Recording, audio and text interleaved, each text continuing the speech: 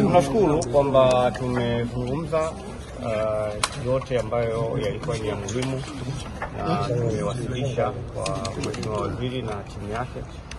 Kwa hiyo naamini vikao vitaendelea. Labda kubwa ni lipi ambalo mmejadiliwa? Mara ya kwanza wakati unaingia ulisema haujajua agenda. Labda agenda imekuwa nini? Maendeleo ya soka Tanzania. Halihusiani na mchezo namba 184 dhidi ya Yanga? Maendeleo ya soka Tanzania. Kama yapi mwenyekiti? Hayawezi kuwa maendeleo ya soka yako mengi. Na maeneo mengi ambayo waziri kama mnavyofahamu ni mpya katika wizara hii. Pamoja na uzoefu mkubwa walionao, lakini kuna mambo ambayo yanatakiwa tujadiliane ili kuweza kupata mtazamo wa pamoja. Yanajadiliana na klabu mbili tu za Simba na Yanga au kuna lipi lingine ambalo? Sasa hiyo inabidi umuulize yeye kwa nini umewaita Simba na Yanga. Lakini sisi tumekuja kuwakilisha Simba. Kwa hiyo aliowakilishwa na watu wengine mimi sijui. Kwanza sijui hata kama Yanga wameita. Mwenyekiti, na katika majadiliano yenu kwenye kikao mmefikia hatua gani? Nakwambia vikao vinaendelea.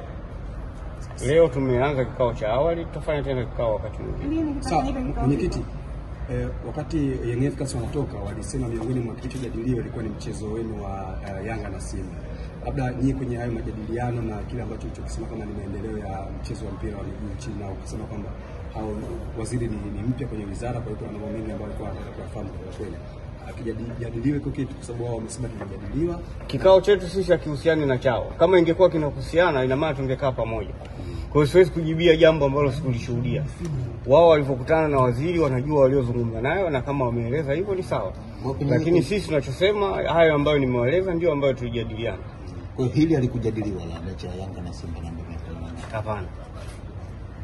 Labda kuna mwanga wa maendeleo ya soka unayoona? Sasa hiyo itakuja kwenye tafsiri ya mwisho ambapo tutakuja kutoa taarifa ya pamoja. Sawa, mwenyekiti, hatima ya dabi yenu sasa imefikia wapi kwa sasa? Mamlaka si imeshasema mechi itapangiwa tarehe. Kuna haja gani tena ya kusema hatima? Kuna hatima gani nyingine? Hamna hatima. Hatima mpira utachezwa tu siku nyingine kama itakavyopangwa.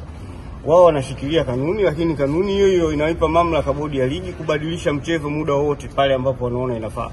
Sasa uwezo ukachukua sifa ya tembo ukachagua kwa kulitaja sikio au mguu peke yake.